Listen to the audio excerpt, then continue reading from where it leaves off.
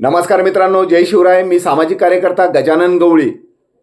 मित्रांनो, हा व्हिडिओ काढण्याचा एकच उद्देश आहे. आज रोजी नाचनवेल आणि चिंचोली जिल्हा परिषद गट आणि या गटामध्ये माझी ओळख निर्माण व्हायला पाहिजे, यासाठी बीजेपीचे काही कार्यकर्ते शेतकऱ्यांना गोधड्या वाटप करू लागले. ब्लँकेट, त्याचं नाव कमळ असं म्हणतात त्यांना.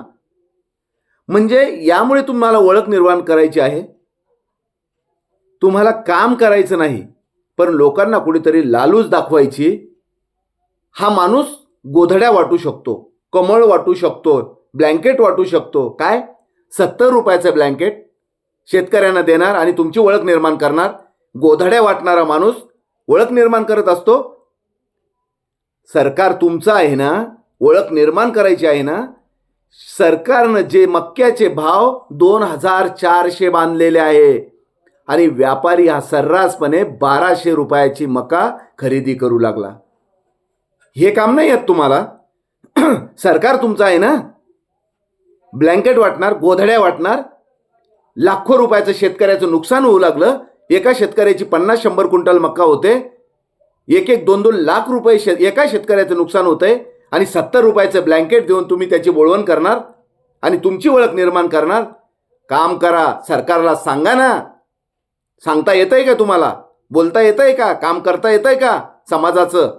हे गोधड्या वाटणार तुम्ही आणि निर्माण करणार ओळख तुमची या सर्कलमध्ये. अरे जर निर्माण करायची ओळख तुम्हाला, तर ती ओळख राजासारखी पाहिजे, भिकाऱ्यासारखी नाही. आणि ते राजासारखं जर वर्तन तुम्हाला ठेवायचं असेल, शेतकऱ्याला पुढे चांगले दिवस आणायचे असेल, तर शेतकऱ्याच्या मालाला योग्य भाव मिळावा यासाठी प्रयत्न करा. तुमच्या सरकारकडे, तुमच्या हातात सत्ता आहे ना. गोधड्या वाटून ओळख निर्माण होत नाही, हेच तुम्हाला सांगायचंय मित्रांनो. आणि सामान्य जनतेला पुन्हा मी सांगतोय या माध्यमातून, आपण यांचं काय घ्यायचं ते घ्या, मतदान नका करू मित्रांनो. यांची ओळख काहीच कामाची नाही. ही ओळख फक्त जिल्हा परिषदेचं मतदान येईपर्यंत असेल, त्यानंतर यांची ओळख काही कामाची नाही. कारण की हे अनेक पदावर होते, परंतु सामान्य जनतेचं कवडीचंही काम या माध्यमातून झालेलं नाही म्हणल्यापेक्षा यांना ते काम येत नाही. पण यांच्या डोक्यात आहे, लोकांना काहीतरी भुलवून आपण मतदान घेऊ, आपण आपली ओळख निर्माण करू. गोधड्या देऊन का होत नाही ओळख निर्माण करू? अरे ओळख निर्माण करायची आहेस ना, तर करा. शेतकऱ्यांना त्यांच्या मालाला योग्य भाव तुमच्या सरकारला द्यायला लावा. मग नक्कीच तुमची ओळख निर्माण होईल आणि लोकसुद्धा तुमच्या बाजूनं राहील. अशी ओळख निर्माण करा, ती राजासारखी, भिकाऱ्यासारखी नव्हे.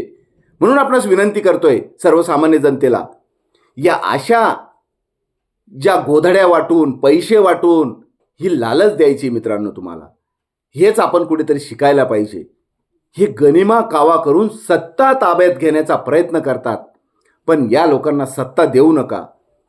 नाही तर तुम्हाला फक्त आणि फक्त त्या गोधडीवर झोपल्याशिवाय दुसरा काही पर्याय उरणार नाही.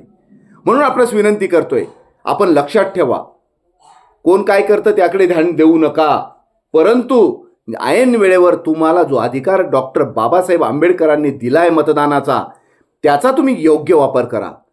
तर कुठेतरी तुम्ही सुशिक्षित, तुम्हाला कुठेतरी राजकारण आणि समाजकारण समजतंय, अशा पद्धतीनं आपण मतदान करा आणि चांगला माणूस त्या ठिकाणी पाठवा. या गोधड्यावाल्यांचं काहीही फायदा होणार नाही मित्रांनो. एवढीच आपणास मी विनंती करतोय. गोधड्यावाल्यांना तुम्ही कोणताही थारा त्या ठिकाणी देऊ नका.